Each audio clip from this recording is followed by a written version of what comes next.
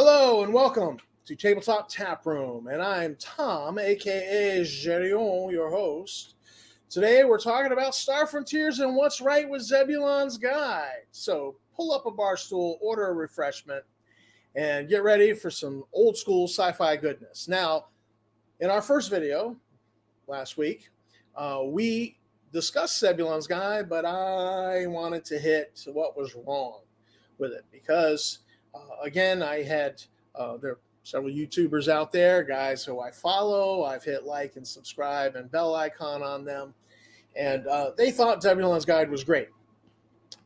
And I kind of had to beg to differ, not to back the bus up on them. I want to stress that this is not me launching an attack on anyone. I like those guys, and I appreciated them doing a video on my favorite game. So good on them. But so we had the discussion of what was wrong, and we kind of tackled that. Now, this video is going to be what's right, and it'll be brief. It is what it is. But we're going to tackle what's right in Zebulon's guide. So let's just jump right into it with the equipment. Now, number one in Zebulon's guide, you got new equipment. And now, I camped here last time. I backed the bus up here, yes. But there's equipment on that equipment list that you can go right in there. There's the price.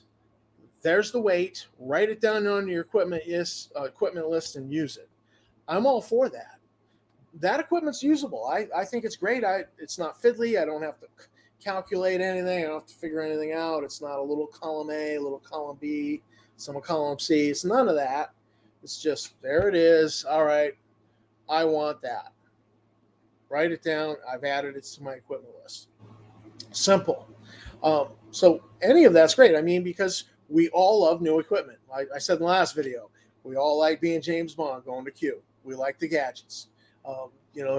Anybody play the James Bond RPG? I always wanted to, didn't, but I just loved the Q catalog with all the gadgets in it. I mean, that was just awesome, right? So, yes, new equipment. New equipment's awesome. I write new equipment and put it in the fan magazine. So, yeah, we want more new equipment. We just don't want the fiddliness. Now, so that's great. But, now, I criticize this. Now, let me pull this document out. I criticized the fiddliness of the mine kits and the rockets and the body comps and how it was all just fractured and fiddly and stupid. Well, it's of value. And where it should be of value is to steal a page from the old AD&D Dungeon Master's Guide. Because in the back of the Dungeon Master's Guide, there's all these appendix. There's all these appendix for just crazy stuff. Like here I am, appendix. These are tricks and traps. Appendix G, traps. Appendix H, tricks. I mean, there's an appendix in here. I was running a basic D&D game, and I needed a demon. And basic D&D doesn't have any demons in the monster. And the BX doesn't have any demons in the monster manual. And it was a basic game, but I needed a demon. I needed a low-level one, not too powerful. I needed him for the game. So I went right here, went to the appendix on where you just randomly roll up a demon. Gives you, what they look like. And I diced him out. I came up with a good one. I changed a few of the dice rolls for things that I could see on the table that I thought would work better. And I created this demon, named him Rikus. He's great. He worked well in that campaign, worked well in that game. I worked out some lower level stats. He's kind of a minor demon from the abyss. And it was fantastic. I mean, these appendixes, you never use them much, but when you did use them and they were useful, they're fantastic. So, I still keep this around. I still pull it off the shelf sometimes and use it. And that fiddly crap in Zeb's guide should have been an appendix in Zeb's guide, but at the back. Should have been an appendix that's there for the game master. Because how you would use it is you've got a game that's been going and the players got some power creep going on. They've earned a lot of experience. They've bought some skills. They've gotten higher in level. They've earned some money. They've got better equipment. They bought some high end equipment. They've got a starship now. So you get this whole power creep going on, and it's getting a little bit of a challenge to challenge the players. So you then go into that fiddly, stupid rocket stuff and work out some kind of a weird something they're not going to expect with that rocket. Maybe it's going to be a rocket that's going to have Tangler grenade warheads in it. So you'll put the 3 boosters in the rocket and get 3 Tangler grenade warheads in it, work out all the stats on it, work out the price, the weight, and go and have the NPCs using this against the player characters. That's a nice wrinkle, and it might throw them for a loop unless they've already bought that Tangler vest there, the detangler vest that was in the Star Frontiersman way back. So it could create, using that stuff could create a speed bump that stops the players from just steamrolling your NPC opposition that you've set up for the adventure. But these mine kits, these build your own rocket from Zeb's Guide, this stuff should have been in an appendix at the back of the book for the busy game, for the game master who needs something. We're going to go there and we're going to pull something out of thin air and throw a new wrinkle at the player characters. And that's where that material would have been great. So I don't advocate for throwing it away. I don't use it regularly, but it has a value. So it should have been in the appendix if Zebulon's Guide had an appendix. Thank you, Gary. Thank you, Gary, for the appendixes in here, because never used them much, but when you did use them, you loved them. So that's the with the equipment. There's some good stuff there. There's stuff I use. The setting. Now let me pull this up over here. And again, I pulled this up in the last video, the Astrographics catalog. So the Alpha Dawn game had most of this information, but it did not have the satellite column here, which listed this. It's not the satellites. I'm sure there's numerous satellites. This is actually, when they say satellites here, they mean space stations, major space stations. There might be a little tiny research station. It's got like 7 rooms that player characters are going to go board and explore, do a boarding action on, maybe something's going on there. Who knows? But these are major space stations listed here, and so this is handy. This is absolutely handy. I consult this page from Zeb's Guide before I ever consult the page from Alpha Dawn, because it's just so much more information here. Not only do we have names of moons now included, the Alpha Dawn book did not include the names of moons. We now have the names of the moons. We have how they're used. Now, some of them they're not used. It says none. But this one here, it's an A code. That's agriculture. So they're growing stuff on this moon, probably shipping it to the planet to feed the population on the planet. Down here, we got a bunch of R's. Here. So that's resource, most likely mining. Doesn't necessarily have to be mining. You could creatively come up with something else. And then M for military, E for education. This might be like research labs. So much more information on this list. And I did a rough mathematical computation. They've expanded the explorable setting just through expanding the table by 25%. There are new stars, new moons. There's 2 pages of this. A second page. There's a second page. And then there's this line across this page, and everything under here is the rim. That's a whole new section of space that they added on the map. So there's new stars up in the regular setting, new colonies up there, and then there's this whole other sector. Doesn't necessarily follow the Federation law. A whole place to visit. New places to explore, new places for adventure. So I totally endorse that. At 25% more setting to explore, absolutely. Who doesn't like that? Absolutely awesome. Now the section on MegaCorps. Let me just back out of here. And so the section on MegaCorps. Section on MegaCorps actually is a bit of an expansion of what was included in Nighthawks. Nighthawks gave us some information on some of the MegaCorps. All we had in Alpha Dawn was that the first and biggest MegaCorp was Pan Galactic Corporation, was the company. And Nighthawks gave us some more MegaCorps, so it was kind of cool. And then you had an article in Dragon Magazine on the mighty MegaCorps, and it had like information on how a MegaCorp, corporate war would progress. And so it had this acrostic, Ice Wars, and it had all these stages of a corporate war, how it goes. So it was great. I thought it was fantastic material, but the problem was it was in Dragon Magazine. And back in the day, my lawnmower and my snow shoveling money went for arcade games and RPGs and going to the movies. And so, sometimes I missed the Dragon Magazine and didn't get it. If you missed the magazine, you didn't get it. You didn't have it back then because there's no internet. You didn't go on the internet and Google for the PDF of that Dragon Magazine. It wasn't there to be found. Now you can do that.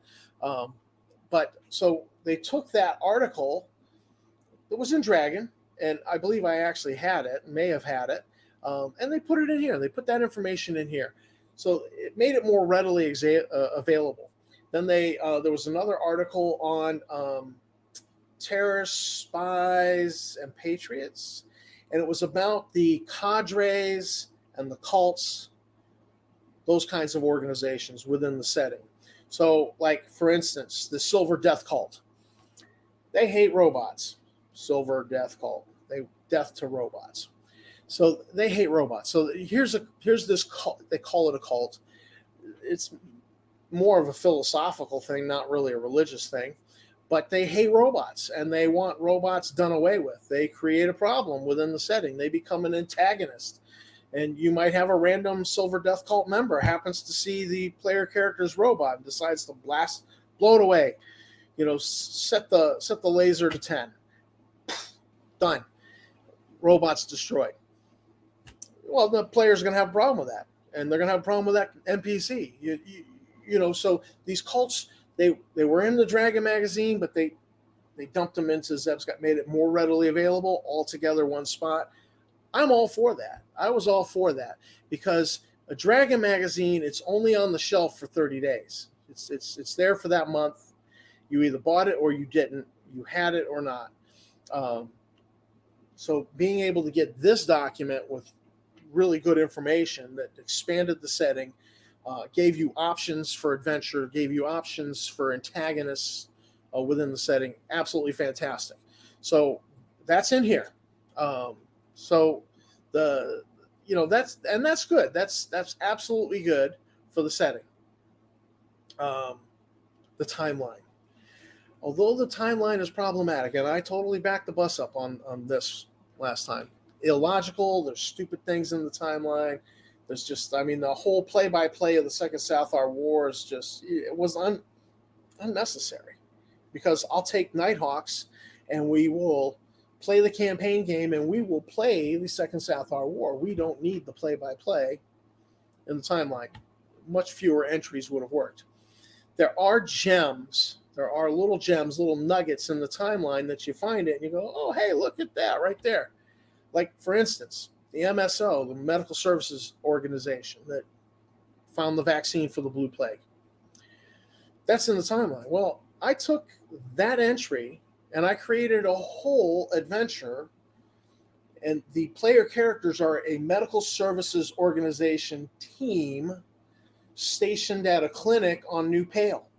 I created this for publication, and it got delayed because of actually COVID, of all things. I had a guy who was doing some maps for me, doing a map of the clinic, and, real life started happening for him, started happening for me, COVID. So this thing's been totally just, derailed. And it's not seen the light of day, and it was meant to be published under the Star Frontiersman Presents name as a, free to download adventure module. And it all came from just one little nugget in the timeline that I say, what about in a medical adventure? And did a major setting, right up on New Pale in the Truane star system, and came right out of that timeline. I played in a game that was the game master took the Mechnon Uprising, and he'd been watching an old movie called 55 Days to Pay King. Charlton Heston, I believe, was in that movie. And he ripped off the script from 55 Days to Pay King and the Boxer Rebellion, and he made it the Mechnon Uprising. And I played in that game. Great fun. Loved it. And when I found out it was the script from 55 Days to Pay King, I was like, oh, even better. I like those old movies. So, yeah, these little nuggets in the timeline sometimes will inspire you to write a whole adventure. I'm all for that. I mean, the timeline, there are problems with it. I hate that. I hate the early timeline. I hate the whole Second Southar War entries. It's just it was not necessary. But sometimes you find a little nugget in there, and you end up writing whole adventures and whole campaigns from it. That's a good thing. To me, that's not a problem. I'm okay with that. Now, I have a friend, and he's going to jump on me for saying that there are gems in the timeline. So let me just restate it as there are things in the timeline that don't quite smell like poo. And these are the things that you grab and you'll use. The gems. Sorry. I'm going to hear it. I'm going to hear it from that guy, but it is what it is. But so, yeah, there's some stuff in the timeline. Zebulon's Guide ends up being a setting document, setting resource document, much like Steve Jackson Games back in the day, GURPS. He had the GURPS system of role play. He produced all these setting documents. If you want to play ancient Greece, there was a setting document for that. The GURPS put out. You could role play ancient Greece, and so with the GURPS system. There was a series of novels, the Uplift saga. I forget the titles from them. I read them so long ago. They were great. They were absolutely great. The Uplift trilogy, Uplift saga. Steve Jackson, he produced the setting document for playing in that setting. When I found that out, I thought that's fantastic. I don't play GURPS, but this is fantastic. I think I probably, bought or downloaded a copy of it, a PDF copy, and have it somewhere in the computer files somewhere, just because I like that series of novels so much. But so Steve Jackson, he setting documents all the time. He was producing those. Fantastic stuff. Zebulon's Guide shines as a setting document. Here's your setting document. It expands your setting. It gives you stuff to use. It fails in its promise of being a new second edition of the game, but as a setting document, it's not that bad. I like it. I use it. So, yeah, you can't play Star Frontiers without the original. You see it over this shoulder here. That's Nighthawks. This one, it's not a standalone. You got to keep Nighthawks. You got to keep Alphadon to play it. But this is a handy setting document. I end up using it. So recently, in one of my games, one of my players said, "Let me read this quote. It's great when a good scrap we can use falls from the Zeb's Guide table." I knew what he meant, because I actually was doing some deep cuts into the Star Frontiers setting and history and pulling stuff out. And it kind of came out in the game, and they were like, "Man, you made some deep cuts there." And so he made that comment. And this is how I use Zebulon's Guide. I use it for the scraps. There are scraps in there, and I use them. And why not? A good scrap, you take a good scrap and you make a whole adventure from it, and you have fun. There you go. So what's your opinion on Zebulon's Guide? Post your opinion below. Hit that like and that subscribe button and the bell icon. Let you know when we produce another video and put it up, because we got more in the works. This is Tom from Tabletop Tap Room signing out. Thank you for watching my video.